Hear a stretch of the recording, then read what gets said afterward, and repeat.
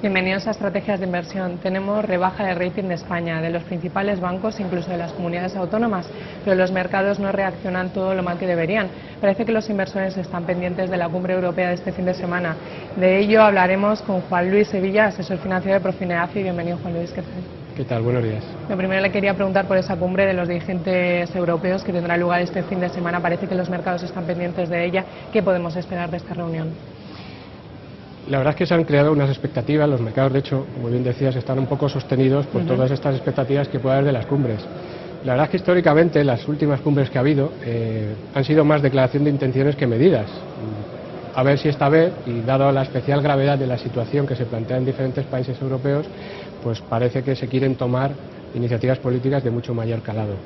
Esperemos que eso sea así y pueda ser. ¿Qué medidas deberían tomar para que el mercado se lo tome bien y cumplan esas expectativas? Pues normalmente de lo que se está hablando son principalmente de tres medidas. Una, pues dar una solución al problema griego, es decir, dar una solución de continuidad y de medio y largo plazo para poder digamos, actuar sobre su crisis y reducir su déficit en forma de quita, etcétera, etcétera, y qué porcentaje.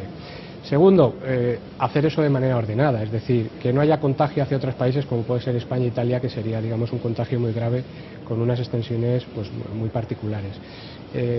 Eso lo puede subsanar el fondo de rescate. Se está hablando de diferentes cantidades en cuanto a qué cantidad de fondo de rescate, y una cantidad fuerte que avale que haya detrás una liquidez para todo eso puede ser muy importante y los mercados se lo tomarían de manera muy interesante. Y tercero y último, crear una política común fiscal, que haya un ente supraeuropeo o europeo que digamos que tenga digamos competencias para digamos ordenar una política fiscal más común a todos los miembros de la Unión Europea. Esas tres medidas creemos que son por donde tienen que ir la cumbre, y es lo que espera el mercado en ese momento. Otra medida de menor calado, dejarlo para más siguiente, puede pues, traer más incertidumbre y volatilidad a los mercados.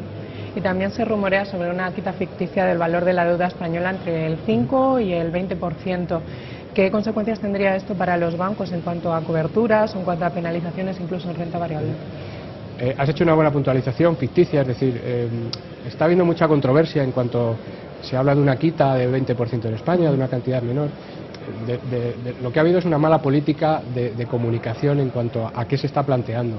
Evidentemente lo que se plantea es qué porcentaje del fondo de rescate avalaría en el supuesto caso de que hubiera una quita en la deuda española. Se habla de un 20%, pero en ningún caso se está hablando de que se especule con una quita del 20% de la deuda española. En el hipotético caso que se diera, ese 20% estaría avalado, con lo cual es una cierta seguridad de cara a los bonos españoles. Y si se diera una mayor quita, pues evidentemente las consecuencias serían graves. Los mayores tenedores de bonos nacionales son las propias entidades españolas, con lo cual habría que ir a tandas de recapitalización y los efectos, pues como no puede ser de otra manera, serían bastante negativos tanto para los acreedores como para los ciudadanos. Entonces, Juan Luis, ¿podemos ir pensando en invertir en compañías cíclicas o todavía está la cosa muy mal para arriesgarnos tanto? Hombre, de momento esperaría. Las compañías cíclicas son las más sensibles al ciclo económico. Hay que darse cuenta que ahora mismo a nivel mundial los crecimientos no son nada bollantes, desgraciadamente, sino que vamos a un crecimiento lento y en Europa pues un estancamiento, con lo cual las compañías cíclicas han sufrido esas consecuencias y posiblemente sigan sufriéndolo. Sí que es verdad que están con unos descuentos ya bastante interesantes, pero nos parece un poco precipitado entrar en ese tipo de valores. Serán oportunidades de futuro, pero a día de hoy es mejor esperar, guardar prudencia e ir a otros valores más defensivos. ¿Y qué le parecen, por ejemplo, los fondos de bonos convertibles? Los fondos de bonos convertibles son interesantes, es decir, es algo que estamos monitorizando desde hace tiempo, desde la casa, porque son productos muy especiales. El bono convertible es un producto que nosotros lo llamamos híbrido, tiene un componente de renta fija y un componente de renta variable en cuanto a su evolución. Como tal, evidentemente es un producto de renta fija, pero sujeto también a la evolución de la renta variable.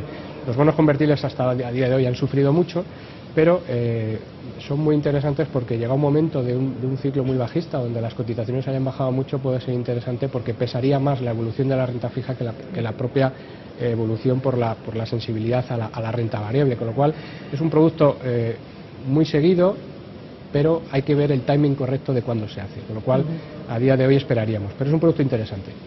Y frente a la incertidumbre de Europa, vamos viendo como los resultados que se están presentando en Estados Unidos parece que son bastante buenos en líneas generales. No sé si nos recomendaría algún sector para invertir a través de fondos allí en Estados Unidos, teniendo en cuenta esta variable por detrás. Claro. Nosotros desde principio de año, nuestra estrategia fundamental en renta variable, con todo lo que ha pasado, siempre ha sido Estados Unidos, ¿de acuerdo? Con un factor muy importante que es cubrir divisa. En Estados Unidos está ocurriendo una cosa curiosa, una dualidad, que es cómo va la evolución de su economía en general, problemas de paro, de déficit, etcétera, etcétera, y luego qué resultados empresariales están teniendo sus empresas de allí, es decir, la salud de las empresas americanas, como están viendo estos últimos datos trimestrales, está siendo buena por la parte de beneficios, es decir, han hecho sus deberes, no tanto por la parte de ingresos o de ventas, que están un poco bajos como consecuencia de ese parón económico. Más que sectores, nosotros buscaríamos fondos que seleccionen empresas de determinados sectores que lo hagan bien, porque se está viendo también que dentro del mismo sector hay mucha diferencia entre diferentes evoluciones de empresas, con lo cual buscaríamos fondos que sean buenos selectores de compañías que lo estén haciendo bien en este momento. Por particularizar en algún sector, pues el sector de consumo básico, como puede ser las tabaqueras, como Philip Morris o PepsiCo, tipos de estas empresas lo están haciendo bien y estaban aguantando muy bien los envites que sobre todo desde este verano estamos teniendo en la bolsa. Y luego otros sectores, pues como el tecnológico, recientemente con las cuentas de Apple, aunque sean unas buenas cuentas, pero se esperaba algo más.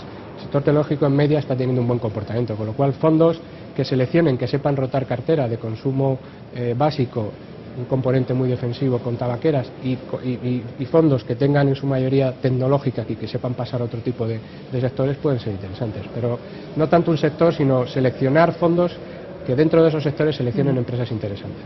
Pues nos quedamos con esta recomendación. Juan Luis Sevilla, asesor financiero de Profinanfi, muchísimas gracias, hasta la próxima. Muchas gracias a vosotros.